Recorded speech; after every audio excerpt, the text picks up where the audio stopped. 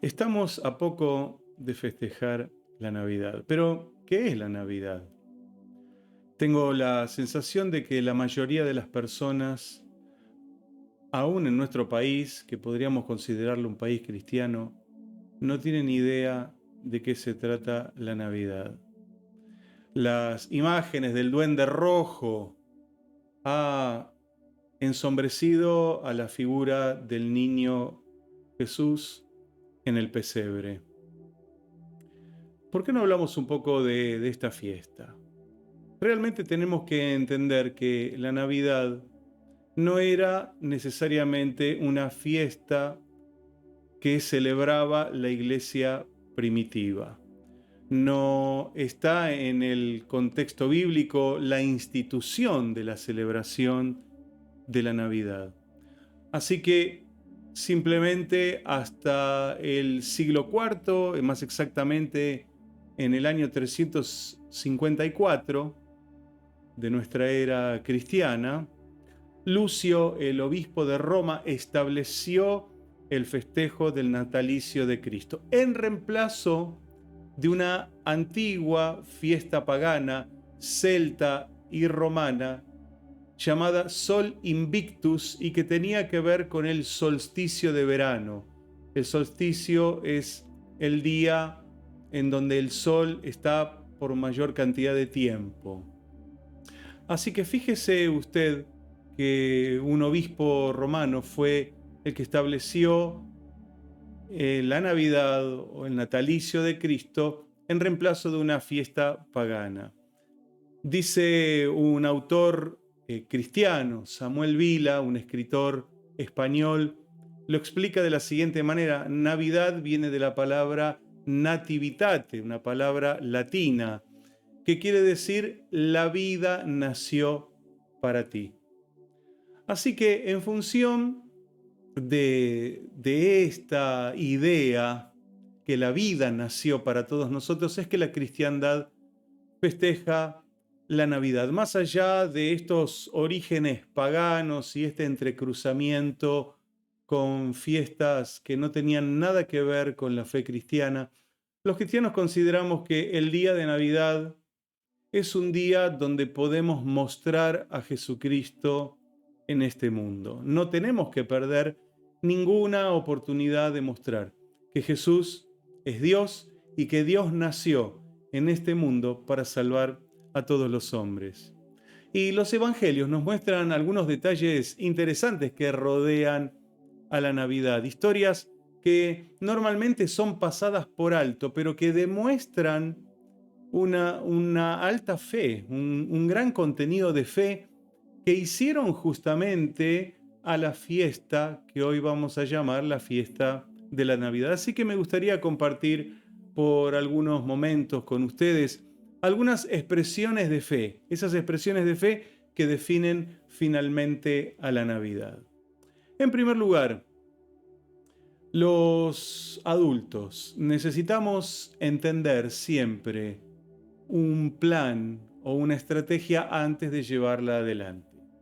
Por lo general nos resistimos a hacer algo que no entendemos, un negocio que no entendemos, un trámite que a veces no comprendemos o una situación que no podemos llegar a analizarla completamente. Muchas veces nos frenamos frente a ese acto, a esa decisión. Recordemos nosotros que la Navidad tiene que ver con un nacimiento y con un nacimiento realmente excepcional. Nunca antes había sucedido un nacimiento virginal, como estaba profetizado ya desde el libro de Isaías, que decía: aquí la Virgen concebirá y dará a luz un hijo. Así que este es un nacimiento totalmente inédito y, por supuesto, como inédito también inesperado. Hoy tal vez no suene tan descabellada la idea de poder tener un hijo sin una relación heterosexual. De hecho, muchas mujeres en su relación lésbica optan por la inseminación artificial a través de la obtención de esperma de un banco para poder tener un hijo. Sería inclusive, podría considerarse un nacimiento milagroso si lo miramos desde la óptica de la Biblia y desde aquellos entonces. Hoy la ciencia pudo tal vez, si me permite esta palabra, emular ese milagro, aunque no hay milagro necesariamente en la inseminación artificial. Sin embargo, y a pesar de la aparente inconsistencia de este plan que se le vino a proponer a María, una joven adolescente entre 15 y 18 años, donde el ángel, el mensajero de Dios, Gabriel, le dice que iba a concebir en su vientre y que iba a tener un hijo y que sería el Hijo de Dios. A pesar de ese plan totalmente ilógico desde el punto de vista humano, María aceptó este desafío y ella mostró su fe. ¿Quiere leer conmigo el Evangelio de Lucas en el capítulo 1 y versículo 38? Dice de la siguiente manera. Entonces María dijo: He aquí la sierva del Señor, hágase conmigo conforme a tu palabra. Y el ángel se fue de su presencia. Quiero subrayar y destacar esto. María dijo: hágase conmigo conforme a tu palabra. No hace falta entender todas las cosas. No hace falta comprender el proceso de la inseminación. No hace falta comprender cómo iba a ser ese milagro de inseminación. No hace falta ninguna explicación. Simplemente hágase conmigo conforme a tu palabra. Navidad tiene que ver con aceptar un plan ilógico. Como muchas de las cosas de Dios, se salen fuera, absolutamente fuera de la lógica humana. No les podemos dar una explicación, los podemos contar, pero no podemos explicar ni el por qué, ni el cómo, ni el proceso muchas veces que Dios utilizó para llevar adelante esto. Lo cierto es que Dios usa la voluntad humana para cumplir sus planes. Aquí está el acto de fe. Aquí está el acto de fe que permitió que hoy pudiéramos tener una Navidad. Imaginemos por un momento si María hubiera dicho no, no quiero, no lo entiendo, no me gusta, no me conviene. Si hubiera puesto en la balanza de la lógica costo-beneficio, hubiera dicho voy a estar en riesgo, no estoy preparada, quiero empezar mi vida de otra manera, quiero tener mi luna de miel. ¿Cuántas cosas podría haber puesto María antes que esta palabra? Hágase conmigo como la palabra de Dios lo dice. Así que María, como muchas mujeres de hoy, han usado, y no lo dice la Biblia, pero pienso que María razonó de esta manera: mi cuerpo, mi decisión. Esta es una frase muy usada por las mujeres que han promovido el aborto. Pero creo que María la podría haber usado en sentido contrario. Es mi cuerpo el que Dios me está pidiendo, es mi decisión la que voy a estar utilizando. Y por esa decisión de María, hoy nosotros podemos festejar una Navidad. Esto es una cuestión de fe y de obediencia combinadas, porque la fe, la mejor manera de demostrarla es a través de la obediencia. No es solo decir que uno tiene fe, sino es mostrarlo a través del camino de la obediencia. Así que acuérdese, primero, Navidad es aceptar un plan ilógico. Pero quiero seguir con esta reflexión que atenta contra a veces nuestra propia tradición de cómo hemos comprendido la Navidad. Porque también la Navidad es seguir adelante a pesar de la desilusión. Uno se pregunta, ¿qué tiene que ver la Navidad con la desilusión? Creo que uno de los peores dolores de la vida que un ser humano puede sufrir, los dolores morales que alguien puede sufrir, los más graves, tienen que ver con la desilusión. Cuando alguien en quien uno confía y a quien uno ama lo engaña o le miente. Creo que es el dolor más profundo en el alma humana. ¿Y en dónde encontramos esto?, se preguntará usted. ¿Quién se desilusionó en el proceso del establecimiento del nacimiento del Señor Jesús? Bueno, quiero decirle que hay una persona que se desilusionó mucho en este proceso. ¿Sabe quién era? Era José. Sí, José de quien mucho no se cuenta en los evangelios porque creemos que tiene una muerte temprana y ya prácticamente desaparece de la escena luego de que el Señor Jesús es presentado en el templo a los 12 o 13 años de edad. Luego de ahí desaparece la figura paterna de José. José era el desposado. Desposado quiere decir el comprometido, no quiere decir esposo. No estaban casados todavía, pero para los judíos una persona desposada es una persona que ha tomado un compromiso que es tan firme como el mismo casamiento. Era una promesa de casarse con esa mujer o de casarse con ese hombre. Quiero que leamos la historia de por qué decimos que José se desilusionó y qué pasó luego. Me acompaña al Evangelio de Mateo, capítulo 1, versículos 18 al 20, y dicen de la siguiente manera: El nacimiento de Jesucristo fue así. Estando desposada María, su madre, con José, antes que se juntasen, se halló que había concebido del Espíritu Santo. José, su marido, como era justo y no quería infamarla, quiso dejarla secretamente. Y pensando él en esto, he aquí un ángel del Señor le apareció en sueños y le dijo: José, hijo de David, no temas recibir a María tu mujer, porque lo que en ella es engendrado del Espíritu Santo es. En este relato no aparece la palabra desilusión, por lo menos no aparece de manera explícita, pero si leemos detenidamente vamos a entender el dolor que había. Un hombre justo, un hombre que quedó pensando en esto, dice el versículo 20, quedó meditando. Seguro la desilusión golpeó a su corazón. ¿Cómo puede ser que mi futura esposa está embarazada y yo no fui? Habrá dicho José. ¿Con quién me engañó? ¿Con quién estuvo María antes de casarse conmigo? Pero como era justo, dice que prefirió retirarse, dejó todo en silencio y su decisión era la de irse, retirarse y no infamarla y no exponerla aún frente a las autoridades judías que seguramente hubieran aplicado la ley de Moisés y hubieran apedreado a aquella joven que estaba embarazada sin estar ni siquiera casada. Por eso, hasta que Dios le habló a José, José fue un hombre desilusionado, un hombre que había perdido la esperanza. El mundo se le había caído arriba de la cabeza, como se dice comúnmente.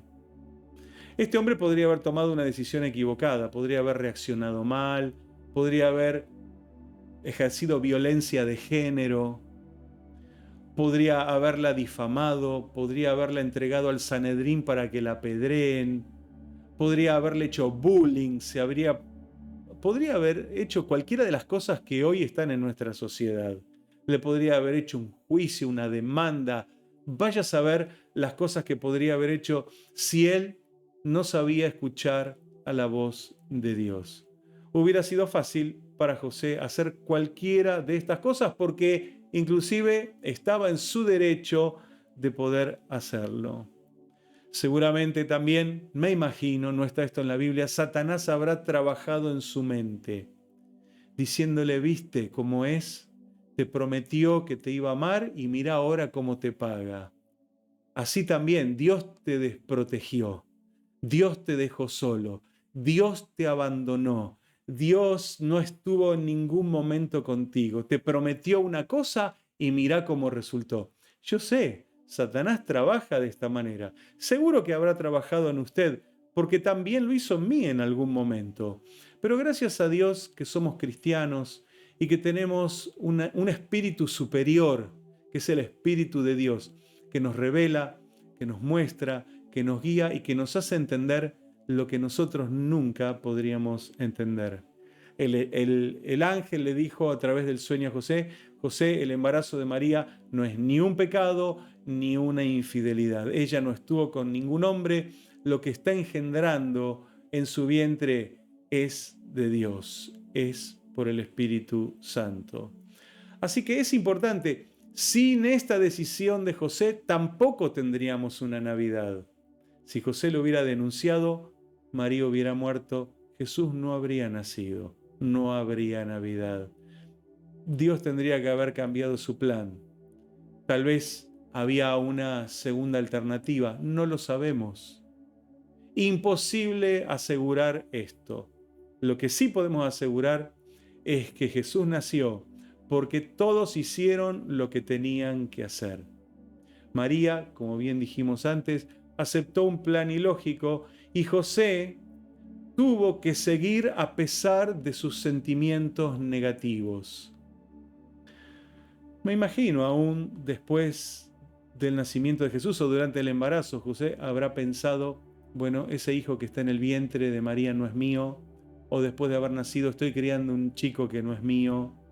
De todos modos lo hizo con tanta devoción y con tanta entrega que no tenemos dudas que José era el papá de corazón de Jesús y que Jesús lo amaba como a su Padre Celestial. Así que José dejó su sentimiento y siguió adelante, como tal vez usted tenga que hacer en algún momento: dejar sus sentimientos y seguir adelante. Dejarse de mirar las circunstancias, lo que pasa o lo que pasó, lo que me dijeron, y seguir caminando, porque si José no hubiera seguido caminando, otra vez lo digo, no hubiéramos tenido Navidad. Hay un tercer evento que no era definitorio para la Navidad, o sea, si sucedía o no sucedía, Jesús nacía de todos modos, pero me parece muy loable de destacarlo en este día. Creo que tiene que ver justamente con la Navidad, es seguir también una ruta y una estrella absolutamente desconocida. Aquí en mi fondo tengo representado una estrella, tal vez demasiado luminosa, pero representa aquella estrella que aquellos sabios del Oriente siguieron desde muy lejos y que los trajo al mismo lugar donde el niño Jesús estaba. ¿Por qué no lo leemos de los Evangelios? Dice Mateo capítulo 2, desde el versículo 1 al 10, de la siguiente manera: Cuando Jesús nació en Belén de Judea, en días del rey Herodes, vinieron del oriente a Jerusalén unos magos. Quiero hacer una aclaración. La palabra magos está traducida en nuestra versión de esta manera. En realidad no eran personas que practicaban la magia, no eran adivinos, ni brujos, ni agoreros, ni astrólogos. Estos eran sabios del oriente que vieron en el cielo una señal que para el común denominador de las personas no lo habían visto: una estrella. ¿Quién puede ver una estrella si no es un estudioso del cielo, un astrónomo, alguien que le presta atención a los fenómenos que se dan en ese espacio sideral que nos rodea? Versículo 2, diciendo: ¿dónde está el rey de los judíos que ha nacido? Porque su estrella hemos visto en el oriente y venimos a adorarle, dijeron estos sabios. Oyendo esto, el rey Herodes se turbó, y toda Jerusalén con él. Y convocados todos los principales sacerdotes y los escribas del pueblo, les preguntó dónde había de nacer el Cristo. Ellos le dijeron: en Belén de Judea, porque así está escrito por el profeta: y tú, Belén, de la tierra de Judá, no eres la más pequeña entre los príncipes de Judá, porque de ti saldrá un guiador que apacentará a mi pueblo Israel, dice la profecía. Entonces Herodes, llamando en secreto a los magos, indagó de ellos diligentemente el tiempo de la aparición de la estrella. Y enviándolos a Belén dijo: Id allá y averiguad con diligencia acerca del niño. Y cuando le halléis, hacédmelo saber, para que yo también vaya y le adore.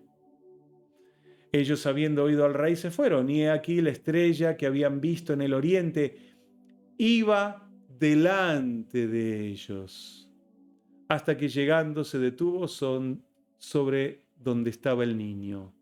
Y al ver la estrella se regocijaron con muy grande gozo. Quiero extraer de esta historia una sola enseñanza. En el camino de la fe siempre hay una estrella desconocida que te va a guiar por un camino donde nunca transitaste. Así es el camino de la fe. Si solo fueran caminos ya planeados y planificados, entonces no necesitaríamos la fe. Es que la fe nos va a llevar por caminos nunca transitados y nos va a guiar de una manera inesperada, como un GPS espiritual que te va indicando el rumbo de tu camino. Así lo hicieron estos sabios del Oriente. Se supone que venían de la India o de China, mucho más al oriente. La historia del nacimiento de Jesús es Oriente Medio. Ellos venían de una zona todavía más extrema, más oriental, por eso podríamos suponer que vendrían de alguno de estos lugares tan remotos, al menos desde las tierras donde nosotros vivimos. ¿Acaso no está escrito en el Evangelio de Juan, capítulo 3, versículo 8? El viento sopla de donde quiere y oye su sonido, mas ni sabes de dónde viene ni a dónde va. Así es todo aquel que es nacido del Espíritu. Creo que estos hombres, sin tener la revelación de la luz del Evangelio, ellos se dejaron guiar por una estrella, por una señal divina. Se dejaron guiar por Dios y llegaron al lugar donde estaba el niño, ya nacido. También hay que entender esta historia. Los magos estos o los sabios estos nunca estuvieron en el pesebre. Nos cuenta que ellos llegaron y vieron al niño en una casa con su madre, un niño que comenzaba ya a dar sus primeros pasos, y esto sale del texto en griego, donde nos habla no de un brefos, que es un bebé que está amamantándose, sino de un paidos, que es un niño que ya está empezando a dar sus primeros pasos, aproximadamente 2 años después del nacimiento de Jesús. Por eso digo, el viaje de estos sabios no hubiera impedido la Navidad, pero me pareció algo destacable, porque también hace al entorno de la Navidad, porque la Navidad también se construye con una ruta desconocida y con una estrella que te va a guiar que nunca viste. El viento sopla de donde quiere y oye su sonido. No sabes de dónde viene ni a dónde va. Así es todo aquel que es nacido del Espíritu. Es libre, sin condiciones. Se deja guiar por las leyes superiores, por las leyes del reino de Dios, por los dictámenes del Espíritu Santo, por las convicciones profundas del corazón que emanan de la presencia de Dios en la vida del hombre y de los principios de la palabra del Señor. Es un buen ejemplo. Estos sabios también hicieron la historia de la Navidad. Es seguir lo que nadie puede explicar. Así es el camino de la fe. Muchas veces vamos a tener que caminar por esos caminos, tomar decisiones inéditas, insólitas, que no vamos a poder justificar con nuestra lógica ni con nuestros pensamientos, pero serán de Dios. Acuérdese, la Navidad está construida con estas historias. Tal vez se repita de manera diferente en nuestras vidas. Hacemos juntos una oración. ¿Por qué no me acompaña? Y damos gracias a Dios por este tiempo de Navidad que vamos a estar celebrando. Que podamos mostrar a Jesús como Rey, como Señor. Y que no nos asustemos ante esas directivas que no entendemos o no comprendemos de parte de Dios. Padre, te bendecimos en esta hora y te damos infinitas gracias por permitirnos celebrar el nacimiento de Jesús. Jesús vino a este mundo, nació para morir y para morir por cada uno de nosotros. Eso es lo que queremos que esta humanidad pueda entender.